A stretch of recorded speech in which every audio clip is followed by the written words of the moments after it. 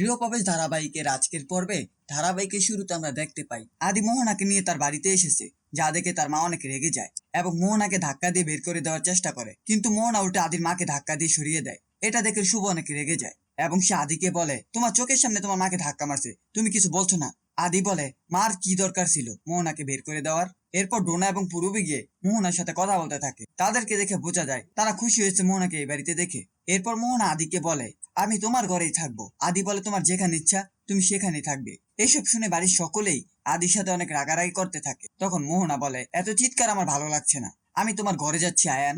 এই বলে মোহনা সেখান থেকে চলে যায়। এরপর সেখানে পুলক আসে এবং আদিকে একটা থাপ্পড় মারে। পুলক বলে, আমি জানতাম তোমার মেরুদণ্ড সোজা, তুমি কখনোই মাথা নত করবে না, কিন্তু আজ তুমি এটা কি করলে? পুরো মান সম্মান তুমি শেষ করে দিলে আমার। এরপর পুলক শুভকে উদ্দেশ্য করে বলে, দেখ আমি কিরকম ছেলে জন্ম দিয়েছি। পরবর্তী সিনে আমাদের মোহনাকে দেখানো হয় সে শুভ রুমে ঢুকে শুভর জিনিসপত্র ছুঁড়ে ফেলে দেয়। পাশাপাশি শুভ এবং আদি যে ছবিটা তুলেছিল সেই ছবিটা মোহনা ভেঙে ফেলে। এরপর সেখানে আদি চলে আসে এবং সে এগুলো দেখে অবাক হয়ে যায়। সে তাদের ছবিটা তুলতেই চায়, তখন মোহনা সেটা লাথি মেরে সরিয়ে দেয়। মোহনা বলে, ভাঙা জিনিসে হাত দিলে হাত কেটে যেতে পারে।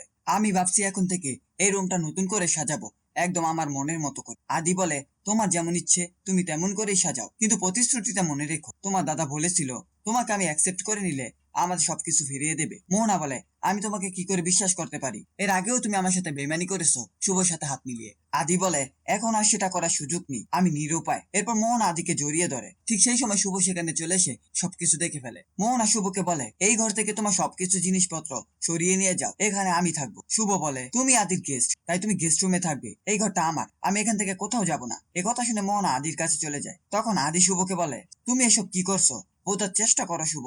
এরপর মোহনাকে বলে, তুমি তোমার জিনিসপত্র এই করে নিয়ে এসো, আমি শুভকে বুঝিয়ে বলছি। এ কথা শুনে তো মোহনা খুব খুশি হয়ে যায়। পরবর্তী সিনে আমরা দেখতে পাই পুলক অনেক অসুস্থ হলে তার পরিবারের লোক তাকে সান্ত্বনা দিচ্ছে। অন্যদিকে আদি শুভকে টানতে টানতে নিয়ে যায়। শুভ আদিকে বলে, তুমি কি করতে চাইছো বলো, এসব কি করছো? হতে পারে আমাদের বিজনেসের অবস্থা খারাপ, তুমি তোমার বিজনেসকে অনেক ভালোবাসো, তাই বলে এরকম একটা সিদ্ধান্ত নেবে?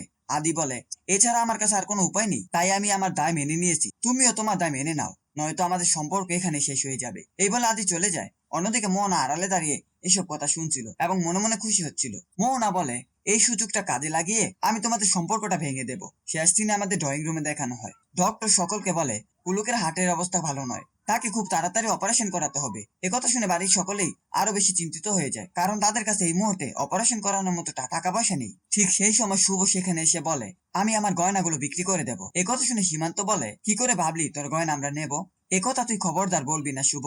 রাধা রানী বলে, স্বর্ণ হচ্ছে মেয়েদের সম্বল, তুই সেটা বিক্রি করতে পারিস না। আর এবারই বড় ছেলে চিকিৎসা হবে, তোর গয়না বিক্রি করে তুই এটা কি করে ভাবলি? শুভ বলে, আমি বাবার কোনো কষ্ট হতে দেব না, সে তো আমাকে মেয়ে মনে করে, আমি না হয় মেয়ে হয়েই তাকে গয়নাগুলো দিয়ে দিচ্ছি। তোমরা চিন্তা করো না, সবকিছু ঠিক হয়ে যাবে, আমি সব ঠিক করে দেব। এই ছিল গৃহপ্রবেশ ধারাবাহিকের আজকের আপডেট। ভিডিওটি ভালো লাগলে চ্যানেলটিকে সাবস্ক্রাইব করে পাশে থাকা বেল আইকনটি অন করুন।